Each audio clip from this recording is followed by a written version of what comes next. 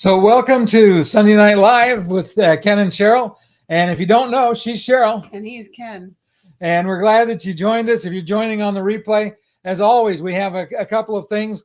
The first thing that we like to ask everybody to do is tell us where you're watching from. And this week, we're in our home office in Central Florida. And we'll actually be here for a couple of more weeks before we hit the road again. Our next trip is going to be the one on Cunard round trip, New York City. We talked about that a little bit last week, and we're looking forward to it. And then the other thing is we always like it when you put your comments and questions in the chat. That way you can ask our guests. Now, if you're watching on the replay, please do both of those things anyway. If you have questions, put them in the chat, because if I can't find you the answer, I'll get a hold of Kathleen or Clifford, and we'll get the answers for you. Anyway, our guests tonight are Kathleen and Clifford Gowing, and wrong button there. And they're just came back from Africa. So we're going to talk to them. Okay, so welcome to the show tonight. And Thank you. Nice to have you guys with us. Thank you very much. Nice to be on. Yeah. And so I understand, from chatting previously, that you guys just came back from a trip to Africa. So tell us a little bit about where you went and what you saw. Well, we did 9 days in Tanzania, as they call it over there. We call it Tanzania. And we did 8 days in Kenya first. We went in Kenya. I have to get my notes because I can't remember anything. I'm old. In Kenya, we went to the Amboseli National Park. That was in Nairobi. That was our first stop. Then we went to Lake Naivasha. From Lake Naivasha, we went to the famous one, the Masai Mara Game Reserve. And that's where we saw just a tremendous amount of animals. We were actually there for 2 nights. The travel company that we used recommended that you really couldn't see everything if you just went for 1 night. Yeah. After that, after we left the Masai Mara, then we went to Lake Victoria. Now, Lake Victoria is in Tanzania. And we had to change guides when we got to the border between Kenya and Tanzania, because they do not allow the drivers to work in each other's part of the country. Oh. This happened because I believe the Kenya side was taking all the business from Tanzania. They weren't getting any business. So Tanzania passed a law that said, when you get to our border, you have to use our guides. We were very, very fortunate because the guides we had for both halves of the trip were just amazing. Good to hear. After that, we went to the Serengeti and spent 3 nights right in the heart of the Serengeti. Our room overlooked not only the Serengeti, but also the pool area. And we had a watering hole right outside our balcony where the animals would come. Spent 3 nights in the Serengeti. Then we went to... They also patrolled that with firearms. Oh. And yeah, they needed them. Well, there's no fences up to keep the animals out. Oh. So everywhere you went, for instance, at one place, when we came out of our room, we were to just holler, and a guide would come and take us from our room to the eating area, because there's nothing to keep the animals from coming in. Oh. This is their land and we're the visitors. So you had to be mindful that you weren't at a zoo and there was no fences. Wow. After the Serengeti, we went to the Ngorongoro crater. That was really interesting. You actually go down in a crater, and there's all these animals down there that can't get out of the crater. They don't want to leave. They don't want to leave. They stay in the crater all year long.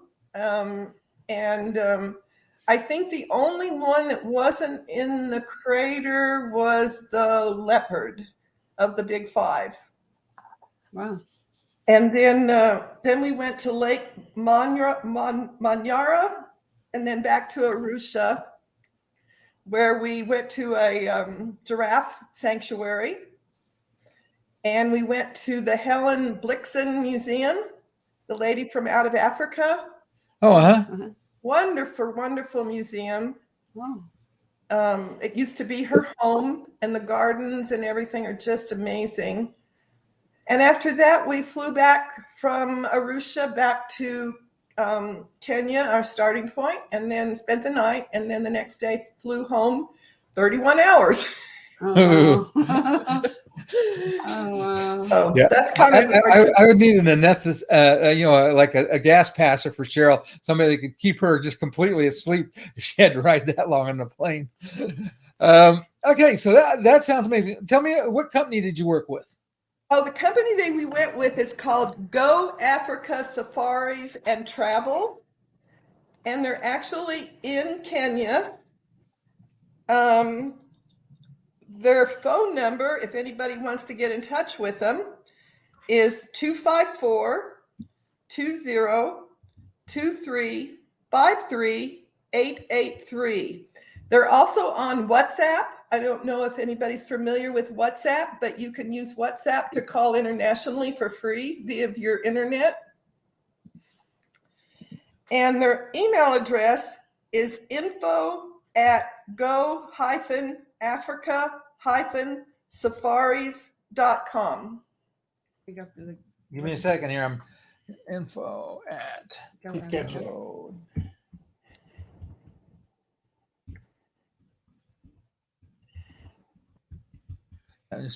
I'll put that in. Yeah, you can see if this is right. Okay. Did I get that right? Info@go-africa- Yes, that's correct. Very good. Yeah. The lady I dealt with, her name is Yvonne, and her and her partner, I believe the partner's name is Esther, but I didn't have any dealings with her. But they started this company about 17 years ago. They're the sole owners of the company, and they actually live and work in Kenya. So you're dealing with locals. And she just put together an amazing package for us. She sent us pictures ahead of time of the different resorts we could choose from, the handicap accessibility at each resort, so that we could make an informed decision on which one we wanted to go with. When it came to the Serengeti, she sent us information on ones that were outside of the Serengeti, just outside the park, and those were a lot cheaper. But she said, if you really want the experience, then you need to stay inside the Serengeti. A lot more expensive, but we chose to do that, and well worth the extra cost. So your park's open at 6:30 in the morning, and they close at 6:30 at night, and they're very steadfast on that. So these people spend a lot of time traveling to and from their destinations. Oh, Yeah. Well, that had to be amazing to actually spend the nights in the Serengeti. And for it to be accessible, it's got to have been pretty amazing. So, tell us about the high points of your trip. What are the things that you liked best? just 1 second. I want to invite some people made some comments. I'm Okay. just post them up real quick. One is our regular viewer, Pam, is here tonight and said she's just getting off work and she listens on the way home. And Rhonda Wilson from Lakeside, California is checking in. So we've got some of our regulars here today. Okay. I guess the highlight had to be the animals. We knew we were going to see a lot of varying animals, especially what they call the big five: your elephant, your rhino, your lion, your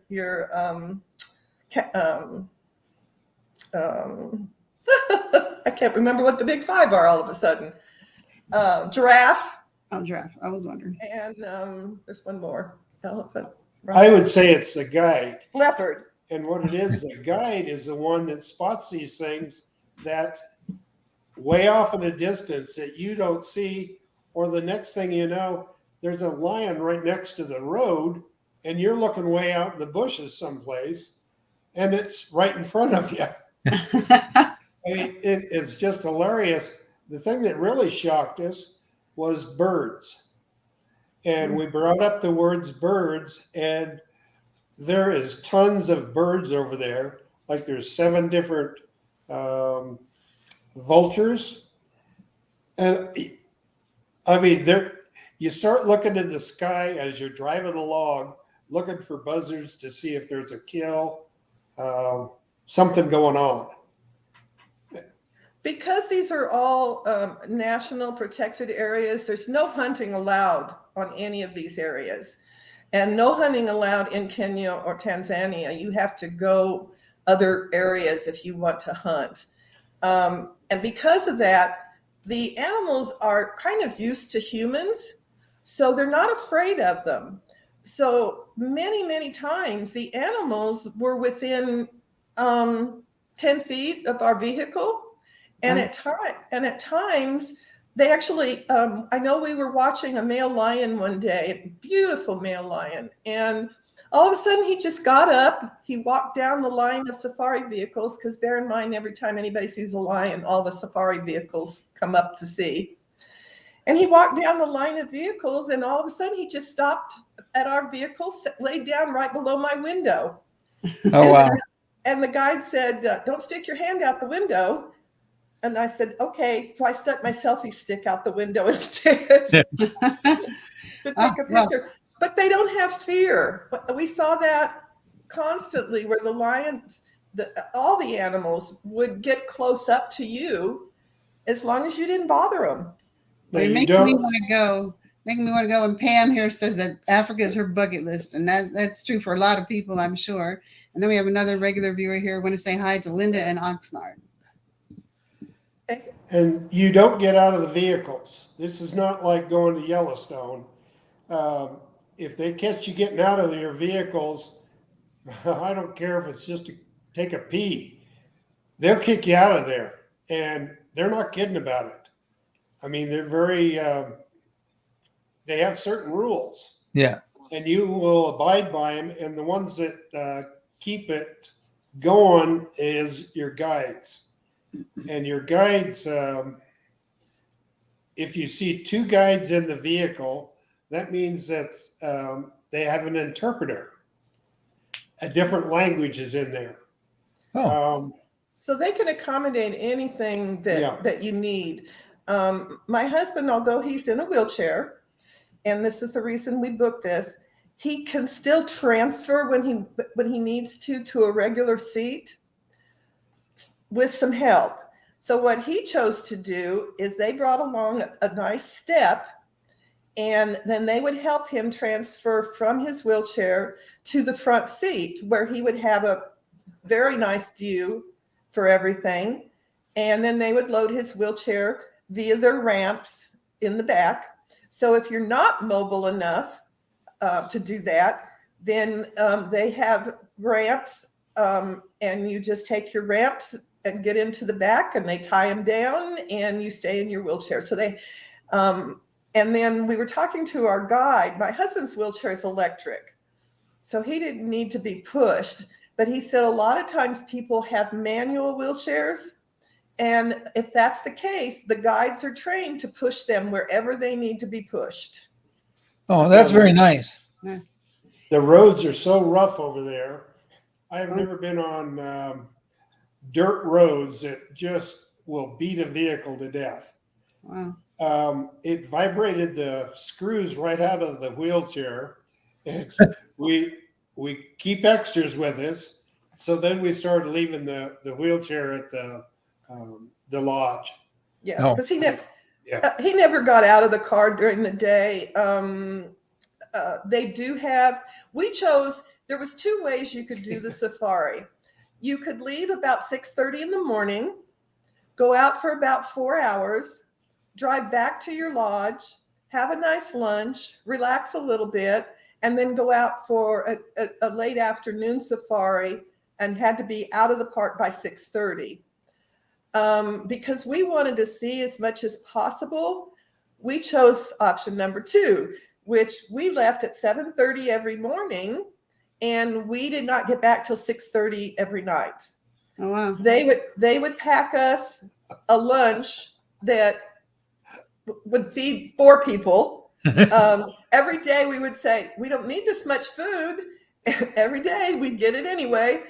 And then we would pull off into a little park area that had restrooms and picnic tables and such, so that, to have our lunch, and then we would just continue on with our safari. So you have 2 ways that you can do it, depending on your health.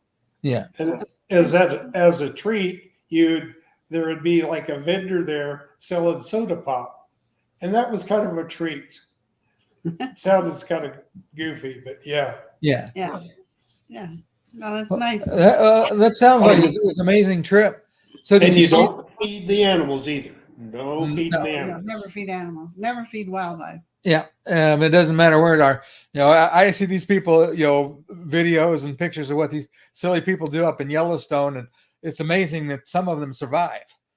Exactly. They had a bison that had a male bison that had a guy pinned to the ground. He didn't, he got out, got too close. I don't think it hurt him. I didn't read the story, but the bison showed him that he shouldn't really be where he was. And then there was 2 lodges that we stayed at that if you hear a knock on the door, you're to look through the peephole first. And what it is that these monkeys are so trained that they will go up and knock on your door. As you open the door, they know where to run in, grab the sugar and the sugar toothpicks, and then out they go. Oh. And there's people out there feeding them. But again, don't feed the animals. I mean, they will survive. Yes. Yeah. Well, and if you feed them, then you get them to associate people with food, and Yes. Yes, that's a exactly. bad situation. And they will kick you out for breaking their rules. Unlike the United States, they don't mess around over They there. don't. If you break their rules, you just don't get to stay. It costs quite a bit to get into the parks, and they're not going to refund that money to you either. Yeah. Yeah. Well, it's safer. So that when way we for everyone. when we booked our trip, we booked everything except our international airfare with this company, and so that included the airfare to come back from Arusha back to Nairobi to take our international flights home. All that was handled by them. We could have booked the airfare with them, but we chose to do the international airfare on our own. So it's a complete package. It includes all your meals. The only thing that's not included is your tips to your drivers at the end of your tour. Cocktails are not included. You may want to tip your waiters. And if in your room every day you had bottled water, but if you chose to order even water at the restaurants, you paid for that. Yeah. But all the food, we went with, all the food were buffets, and they're big on rice over there. So every day you had rice but a huge buffet. So, I mean, we never had any trouble finding something we didn't like to eat. Yeah. And you have constant water trucks coming in, constant food trucks coming in. I mean, they don't fly the stuff in. They truck it in, and they really like the trucks that are made in Sweden. And apparently that is the Cadillac over there. Uh-huh. And most of the vehicles over there are Toyota. And so you had to ask, why Toyota? We can get parts. Yeah. And I laughed at that. Yeah. I would think a Range Rover and some of the other vehicles might be a challenge for them. Yeah, they don't No. use And them the at Range all. Rover is a short wheelbase. And where these others are long wheelbase. And when you go through a ditch, the long wheelbase is excellent, but it's really difficult with Land Rover, Uh-huh. and you did not see a Jeep over there or an American pickup at all, because I don't think an American pickup would hold up. Yeah. It is that if you looked at their rigs, I've never in my life seen leaf springs on all four of them as heavy duty as they are. Wow. I'm sure they need them. And by the way, for the audience, if you have questions, please put them in the comments, and we'll get them passed through. So you said, did you see all of the big five? Yes, Oh, we yeah. did. Yes, we did. Yes. And the only one that we didn't see multiple times was the leopard. We saw the leopards a couple of times, but the rest of the big five we saw. Well, let's put it this way: I took over 2,000 pictures, and so far I've narrowed it down to 1,500, and I can't seem to get rid of any of the ones I have left.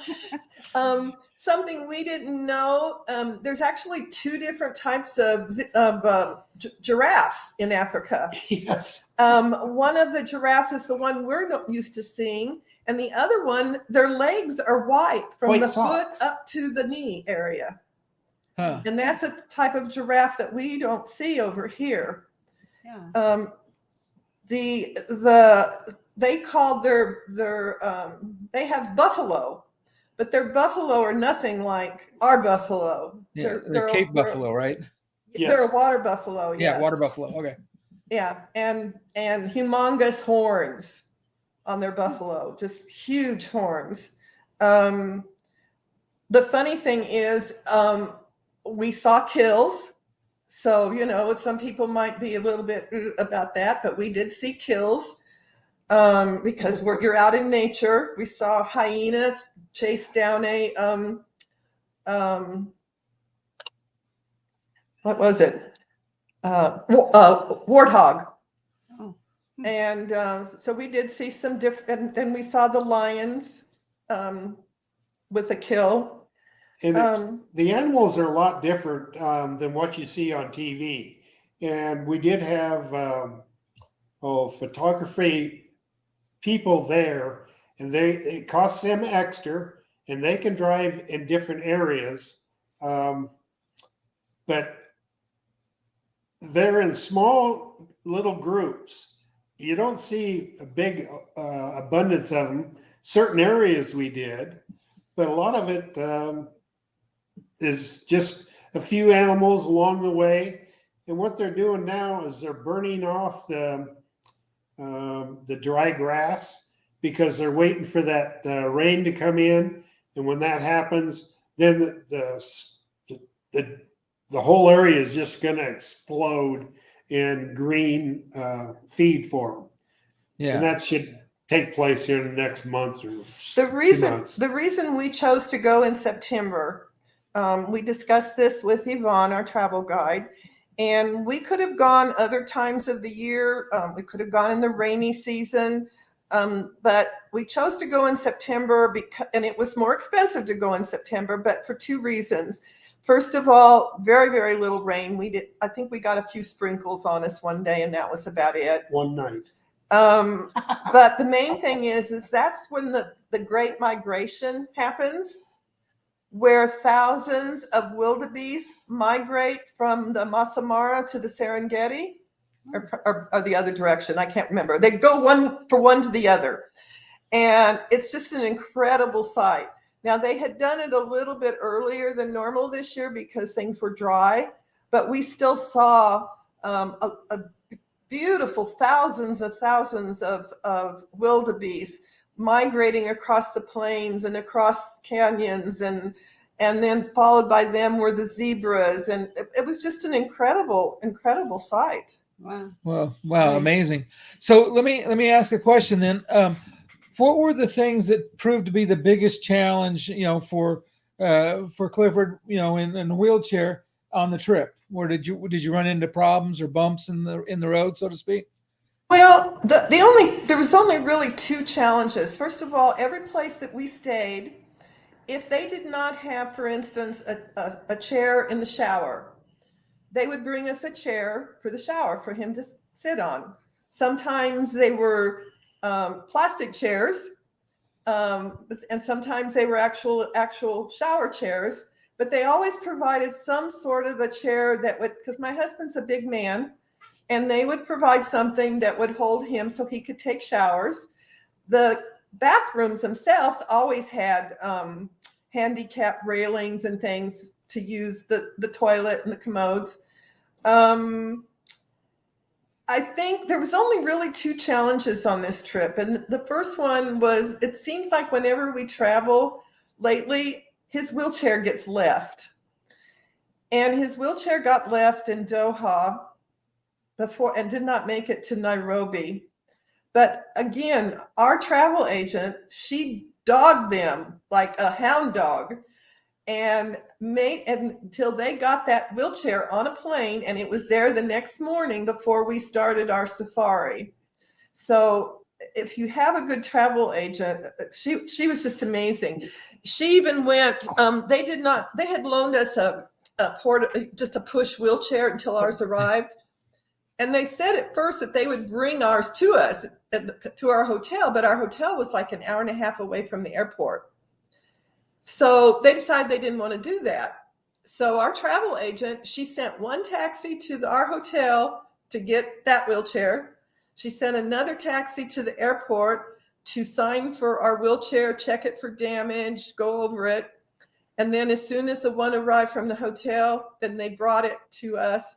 And we were only delayed leaving our hotel by 30 minutes. And that was all due to her and the company. Her customer service was amazing. Well, that's good. Now, at the hotel, they did have an electric one. They were so proud of this, they finally brought it out. And I think I was probably the first one that ever operated it.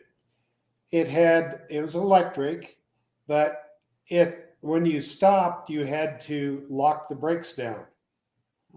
And so when mine showed up, and it's electric, so when you stop on the electric, it holds you. And they didn't understand that. Yeah, so they had to manually apply brakes where we don't. It stops as soon as you take your hand off the joystick. But their labor over there is so cheap. As we were going by the road, they were doing some construction, and they dumped 3 dump trucks of cinder blocks.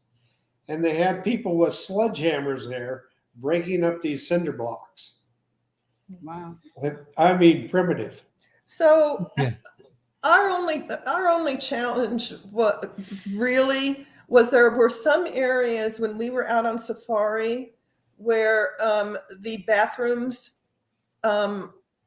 did not have handicap accessible bathrooms when we would stop for our lunch. And a lot of times the bathrooms were holes in the floor. And no toilet paper.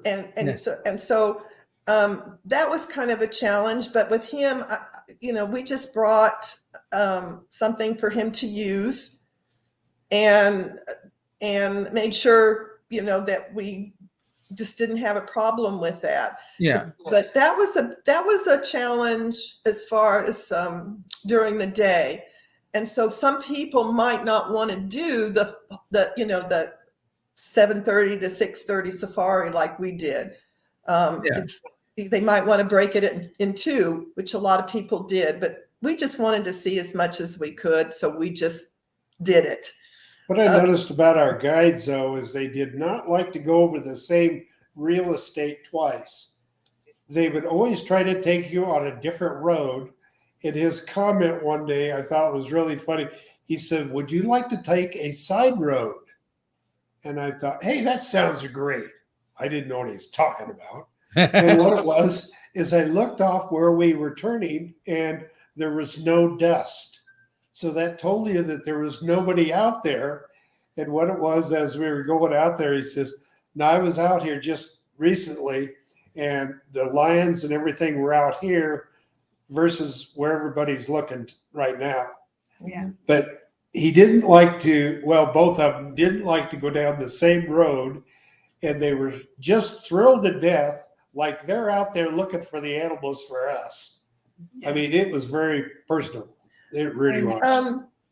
The other thing that and there really wasn't a whole lot of challenges. I was really, really surprised at nighttime when we would go back to our lodges. And I use the term lodge very easily because these places, for instance, the place in the Serengeti, it was a 5-star resort.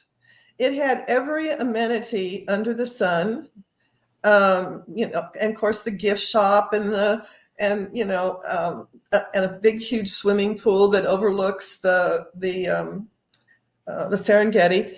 And most of, I won't say all, but most of the areas were handicap accessible.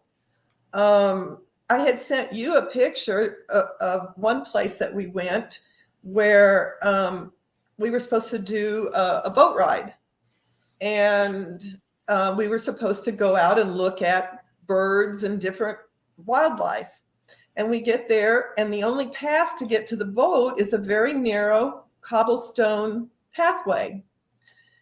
And so the gentleman that ran this, they just came and they lifted him up, wheelchair and all, and carried him to the boat. In the boat. Got him into the boat. When we came back, I said to him, I said, do you think maybe if somebody got on each side of you and held you under the arms, you could walk a little bit? So he walked about halfway back with them holding on, but then he got tired, so they put him back in the wheelchair and they carried him the rest of the way.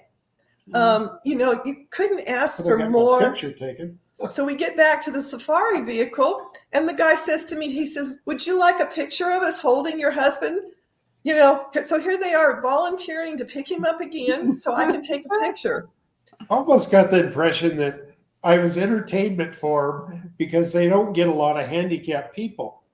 And so they were fascinated with this is a portable wheelchair, so it collapses. They were thrilled to death to talk to you about it. They were interested in it. The people, they may work there for 2 or 3 months, and then they get a week off. They get to go home, but they're just. I can't say enough good about their the way they come across. They greet you in the morning, and then the day you leave, you open up your door, and they're standing there waiting for you to leave so they can carry your luggage. Yeah. I mean, it's funny. The other thing that we noticed is Africa is pretty much classless. Everybody gets along with everybody over there. There was no, now I'm not saying in all of Africa, because we were only in Kenya and Tanzania, and I know that there's been problems in other parts of Africa, but where we were, everybody liked everybody. And everybody, we saw all nationalities over there. Everybody was having a good time. There was never any problems. Some of the places that we stayed at were actually, what I use the term loosely, tent accommodations, but yes, they had walls that were made out of fabric, but you walked in and it was like a 5-star resort inside. All the beds had netting around them if you wanted to use it. We didn't use it and never had a problem with mosquitoes. The weather that time of year was actually colder than it's been here in Nevada where we live. The highs were in about 85. So not uncomfortable weather at all. But yet people were wearing coats and sweaters. The people that live there, they thought that was cold. Yeah. Yeah. Well, yeah, it's interesting. You get used to a temperature range, and then you go somewhere else and you're either too hot or too cold. I went from El Paso to California, and everybody was fussing out there. We lived north of LA in Oxnard and Ventura, and everybody was fussing about how hot it was. And I had come out of 110 degree heat, and it was about 85. And I was like, I don't understand you fussing at all. The next year I thought 85 was too hot. Now, as far as the animals that we saw, we saw the big 5. But what surprised us more than anything is the other animals. We saw a lot of babies, baby monkeys, baby baboons. Just about every yeah, small every- animal you can think of. Really. And then we saw a lot of small lions and hippos. And then we saw some things that, part of nature. She's not accustomed to this. Male and female in nature. We saw that quite a bit. And she's not used to it. No, I wasn't used to that, but on a farm, I see. Yeah. So it was quite entertaining. Not just you're not just looking at animals like you would in a zoo. Like I said, they're not afraid of you, so they'll walk right up to your safari vehicle, kind of sniff around, look at you. They're curious. They're curious. Yeah. They want to know who these people are, why they're here. I saw a picture. One of the companies I interviewed, they had a picture of there was like several lions laying on the road in front of them, and they pulled, they were there with the vehicle, and the lions were just laying there like, no, we're fine where we are. We're not moving right now. Yeah.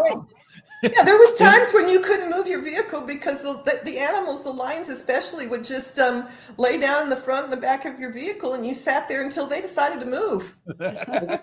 I think our first lion experience was really great because they were on a hunt. So the people were spread out, and they made the male was at the very top, and the rest of the females were all lined up, and they were trying to push the animals and stuff their way. And eventually they got their way. Wow. And of course, the male, he gets to go down there and munch down first. And I remember the one time there was one lion we saw, and we drove over there.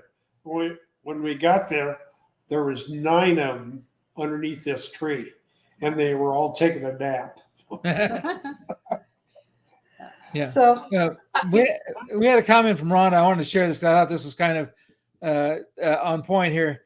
She said you really weren't entertainment, that you were an educational experience. And then she said, thank you for doing that. The education was unreal. The more you ask questions, the more your guide wants to tell you. And that's, it was constant education. I mean, about the animals, things that you overlook or what we're used to seeing on TV. And that is not necessarily the case. Like there was an anaconda in a tree. Oh, wow. And I remember we pulled under, took our pictures, and it was asleep like it ate a monkey or something. And it was dead to sleep. But I remember there was one safari vehicle that pulled up there, and they were yelling at the driver, go, go, go, go. They were afraid of the anaconda. Something. Yeah. So the amount of people that fly in for like a one-day visit, they think that they're going to see everything in one day. And they fly in their dirt runways or grass runways. The safari vehicles are already lined up there, ready to take them. All day long, those things are coming in, picking up people and hauling people out at the same time. The only thing is they have to go like a son of a gun to see everything, and they miss more stuff by not slowing down a little bit. Mm-hmm. And that's where you kind of watched your guide to see who he communicated with. They had radios in the rigs, but he turned or most of the time it was off. But you could tell he would wave to certain ones, they would pull over, they would communicate things without the rest of the people knowing it. so that you could find the animals. Yes. So the drivers, would communicate back and forth as they passed. Well, we just saw the leopard over here. We just saw the male lion and his kill over here. And so they would help you, finding the various animals. But from our experience, going to Africa had been on our bucket list forever. And when my husband, and we've been mostly doing cruises because it's easy. Yeah. You go and you unpack one time and you're done. And so from my perspective and helping him, that's an easy way to travel. And that's what we've mostly been doing. But I really found on this trip that even though we spent 2 nights in every place we went, and some nights 3, and the other thing that was included is your laundry. They did your laundry for you. Nice. And when we were in the Masai Mara, they actually did it by hand. The Mara natives did your laundry. So you didn't have to take a lot of stuff because you could do your laundry every day if you wanted to, but we didn't. Yeah. And so it wasn't hard to repack and move on after a couple of days. And that's what really surprised me as the caregiver for my husband. They made everything so easy for us. Just, I can't say enough about the experience. And even we took a side trip and we wanted to go see the their native tribe. Yeah, the Mara tribe. We went to one of their villages. And believe it or not, I could get around in the wheelchair. It's all dirt. It's rough. And the flies were so bad that they gave me a cow's tail swatter. So I could swat the flies away. Their houses are made out of cow dung. And if you've ever been on the farm and stepped in a cow patty and see how that stuff sticks to your feet, yeah. But that's what the native Maras, that's what they make their houses out of. Then we did go to a dig too. That was interesting. And we stopped in there for lunch, and it was a dig in this canyon or big valley. But it was, we had our own little guide that took us through, told us everything about the museum.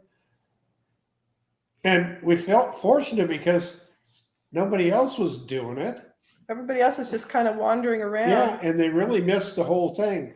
Wow. But I think part of it has to do with your guide, and then at night he would take the rig and he would stay there where you were at, but he'd wash that rig, sweep it out, and when he picked you up the next morning, you thought, gee whiz, you've done a lot, throughout the night. They fed them off to the side, and so I see they felt like it was their own personal rig is the best way I can describe it. Yeah, they kept them immaculate. So I see that Pam is asking how long we were there. We were actually there. We spent 8 days at the start of our trip in Kenya, and then we spent 9 days in Tanzania. And it was, we could have stayed longer. We were having such a fun time, but I think that was a good amount of time because I don't think we missed anything. Like he said, some people had come in and done either Kenya or Tanzania, one or the other. And some people came and would come in, like he said, and they would fly from, say you went to the Masai Mara and you wanted to go to the Serengeti, you flew. We chose to do a land tour the whole time because we wanted to see things along the way. And I think it was well worth it to do that. I have a question because a lot of people that have, well, like I had my back fused, but before that I couldn't take bumps. And a lot of people, even after they do have back surgery, can't take like rough riding. So you were talking about like the vehicles so is this a trip that really, if you have pain when you're riding difficult trips? Is that something you would need to avoid? Do you think? I would take pain medicine because you're going to get bumped around. Okay. My husband has degenerative disc disease, and so he's had four spine surgeries up and down his spine. And yes, you will get bounced around, but and I have some back issues that I'm supposed to have surgery on as soon as I decide to schedule it. But the guides will do what you want to do. So if you tell them, I need to be on better pathways, they will make every effort to take you where you need to go for your particular situation. We felt like we could do it. He was in the front seat. I was in one of the back seats, and even with his 4 spine surgeries and fused back, he didn't have a problem. So, I mean, it was comfortable the whole time. Oh, good. Well, thanks. It's good to know that they can try to make some adjustments, and they don't have to take the roughest roads every day. no. They can miss that big, huge chuck hole. Okay. And Pam had the same question, so I was thinking that was a good question. Well, and the thing is they judge what you can handle. So when they first started out, they can go really slow too, but we weren't having any trouble, so they went faster. And then they'd say, is this okay? They were always cognizant of your comfort. So if you have a problem, you just express that issue to the driver, and he will do whatever's necessary to make sure that you don't have a problem anymore. Very accommodating. Yes, very accommodating. Well, that's so important for somebody that that's traveling with challenges. Because if you get somebody that's not accommodating, you can have a really miserable trip. And we did have to ask, where's a good place to go for knickknacks, souvenirs. And this place he stopped at was like a mall, and it was very well laid out. They did their own hand carvings. But this mall, I call it a mall, they drilled a well and they supplied water to the town. And that was a big deal. So the businesses give back to the communities. Yes. And if you go into the website for this Go Africa Safari that we used, you'll see that they have a lot of information about the give backs that they do to the communities as well. Mm-hmm.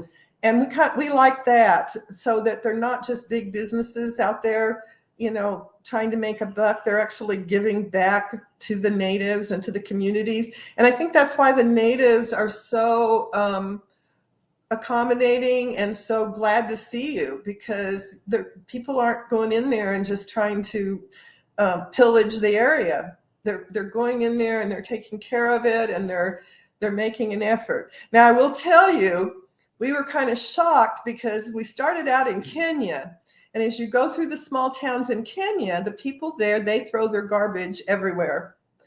And when it gets to be too much garbage, they bring the sheep in to eat the garbage. So we were kind of shocked at that. But when we got to Tanzania, clean as clean could be, no trash anywhere. So I asked the guide, I said, why is Tanzania so clean and Kenya is, has garbage everywhere? And he said, our government passed laws, and he said, you can get into big time trouble if you litter. And so Tanzania was so clean. I mean, cleaner than going down the highways here. Yeah. There was no trash anywhere. And so it was kind of amazing to go from Kenya to Tanzania and see the difference. The other thing is that the locals in Tanzania, they make their houses out of mud. They don't use cow dung the way the people in Kenya make their houses out of cow dung. But more and more now, they are, as our country is getting more educated and a little bit more sufficient, more and more people are building houses. But the one thing they do there is they don't build So they'll start out and maybe they have enough money to build a foundation on their house. So they'll do that. And then a couple of years later, maybe they've saved enough money to put up the framing. And a few years later, they'll save enough money for the windows. And so they don't take out loans to build houses. They build them as they save the money. And it may take them 10 years to build a house, but they do it as they've saved the money. So there was a lot of education besides just the animals that we saw. And it was just an incredible experience.